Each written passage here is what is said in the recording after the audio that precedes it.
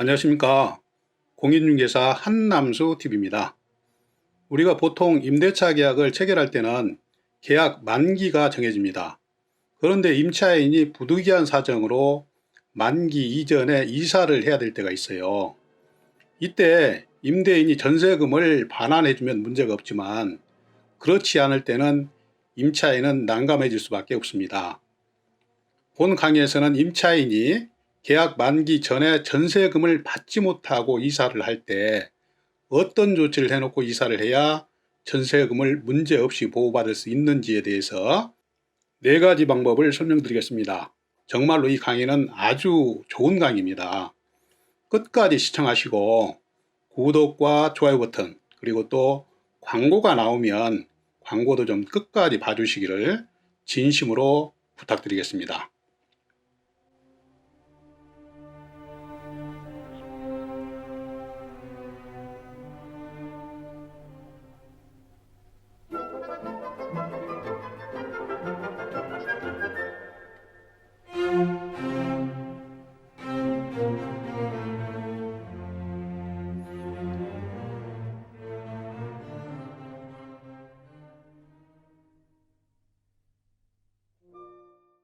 임차인이 전세기간 만료 전에 이사를 해야 될 필요가 있는데 임대인이 전세금을 안 빼준다.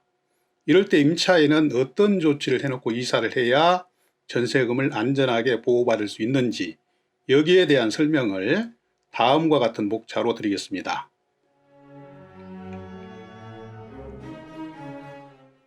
첫 번째 방법은 민법 제621조에 의한 임대차 등기를 해놓을 수 있는 방법이 있어요.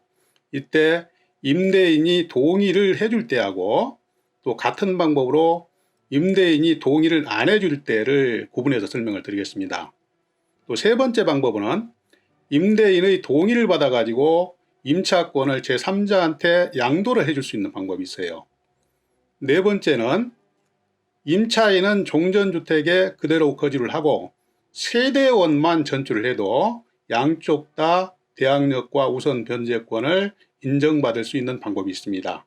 이 4가지를 자세하게 설명을 드리겠습니다. 이제 본론 설명을 드리겠습니다. 그 첫 번째 방법으로 민법 제621조에 의한 임대차 등기를 해놓고 이사를 하면 문제가 없습니다. 임대인이 동의를 해줄 경우에 대해서 먼저 설명을 드리겠습니다. 민법 제621조의 내용을 보시겠습니다. 임대차의 등기에 대한 것이죠.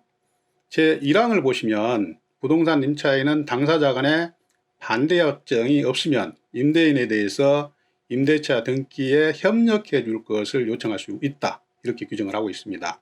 두 번째는 부동산 임대차를 등기한 때는 그때부터 제3자에 대해서 효력을 갖는다. 이렇게 민법 제621조는 규정을 하고 있습니다. 계속해서 주택 임대차 등기는 임대인과 임차인이 공동으로 임차물권 소재지의 지방법원, 그 지원, 등기소에 신청을 해야 하므로 임대인의 협력이 있으면 이 법에 의한 임대차 등기를 해놓고 이사를 하면 전혀 문제가 없고 가장 손쉬운 방법입니다. 그 효력에 대해서는 다음 슬라이드에서 말씀을 드리겠습니다. 그러면 계속해서 민법 제621조에 의한 임대차 등기의 효과에 대해서 말씀을 드리겠습니다. 주택임대차보호법에 따르면 대항력권, 그러니까 주택의 인도와 전입신고를 하고 확정일자를 받으면 대항력과 우선변제권을 당연히 취득합니다. 그러나 이렇게 민법 제621조에 의한 임차권 등기를 마치면 이 요건을 충족하지 못했어도 등기 시점에 대항력과 우선변제권을 취득합니다. 그런데 다만 임차인이 이미 대항력이나 우선변제권을 취득해 놨을 때는 당초 취득일자에 따른 효력이 그대로 유지가 됩니다.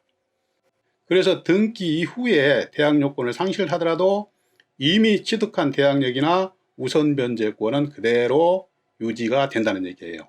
따라서 임차인은 임대인의 동의를 받아가지고 이 민법 제621조에 의한 주택 임대차 등기를 마치고 이사를 하더라도 전혀 문제가 없다. 이런 것을 강조해서 말씀을 드리겠습니다.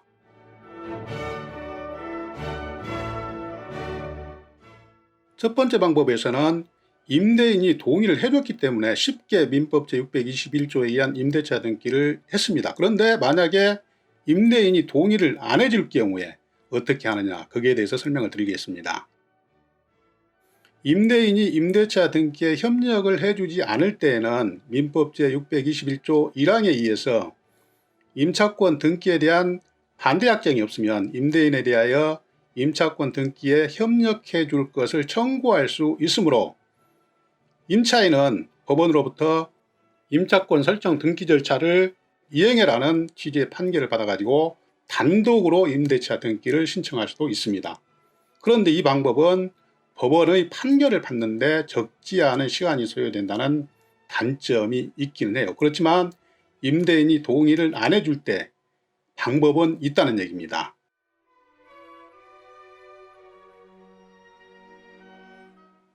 다음은 세 번째로 임대인의 동의를 받아서 임차권을 제3자에게 양도해 줄 수 있는 방법이 있습니다. 먼저 임차권 양도의 의의에 대해서 살펴보겠습니다.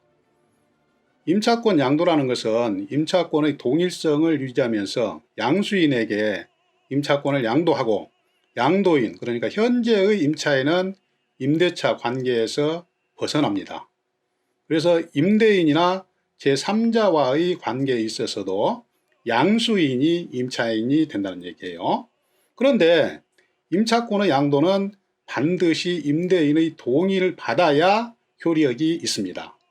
그리고 양수인의 계약기간은 현재의 임차인의 남은 계약기간만 인정이 되는 것이에요. 향후에 임대인하고 협의해서 기간 연장을 할 수 있겠죠. 계속해서 두 번째로 임차권 양도의 유용성에 대해서 설명을 드리겠습니다. 임차권 양도는 임차인이 직접 새로운 임차인을 찾아서 임차권을 양도하고 그 새로운 임차인으로부터 자신의 보증금을 받아가지고 이사를 하는 것입니다. 그렇기 때문에 전차에 말씀드린 민법에 의한 임차권 등기를 해놓고 이사를 하는 방법은 단지 대항력과 우선 변제권을 유지시키기 위해서 등기만 해놓고 이사를 가는 것 뿐이지 보증금을 받아서 이사를 가는 것은 아닙니다. 그렇기 때문에 이 임차권 양도는 직접 그 당시에 나갈 때 보증금을 받아서 나갈 수 있는 방법이기 때문에 상당히 좋은 방법이 될 수 있다, 이런 얘기예요. 계속해서 보시겠습니다. 임대인의 동의를 받아서 임차권을 양도했다면 양수인에게 점유가 승계되고 주민등록이 단절된 것으로 볼 수 없는 기간 내에 전입신고를 했다면 당초의 임차인이 갖는 대항력과 우선 변제권은 그대로 유지가 됩니다. 이렇게 주민등록은 주민등록법상 전입신고 기간 내에 전입신고를 하면 문제가 없다, 이렇게 일반적으로 보고 있습니다. 그게 14일이죠. 따라서 원래 임차인이 전입한 후에 담보권이 크게 설정돼서 선순위 과다로 새로운 임차인을 구할 수 없을 때 유용하게 사용할 수가 있다는 얘기예요. 왜냐하면 양수인은 원래 임차인의 순위를 그대로 인수받기 때문에 새로운 임차인, 그러니까 양수인은 전혀 불리할 것이 없겠죠.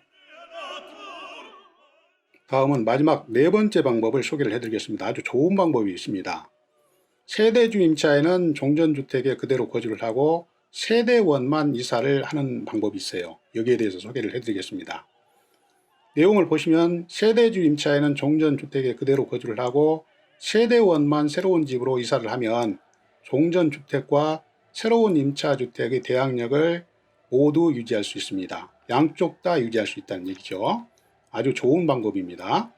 따라서 새로운 주택의 임차인, 그러니까 보통 세대주는 새로운 주택에 전입을 안 해도 주민등록 등본상에 등재되어 있는 동일 세대원의 일부만 먼저 새로운 주택에 전입을 하고 대항력권과 확정일자를 갖춰 놓으면 대항력과 우선 변제권이 종전주택과 새로운 주택에 다 유지되거나 발생이 된다는 얘기입니다. 아주 좋은 방법입니다.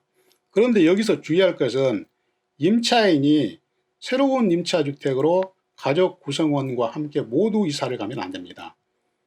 세대주 임차인은 종전주택에 그대로 살고 주민등록도 거기에 그대로 남겨놔야 종전주택의 대항력과 우선 변제권이 계속해서 유지가 돼서 양쪽 다 대항력과 우선 변제권을 갖출 수 있다는 얘기예요.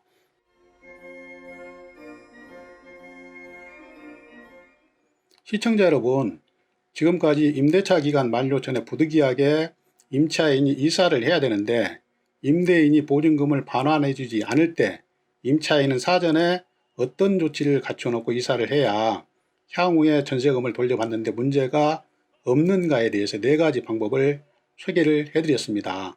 좀 도움이 됐는지 모르겠습니다.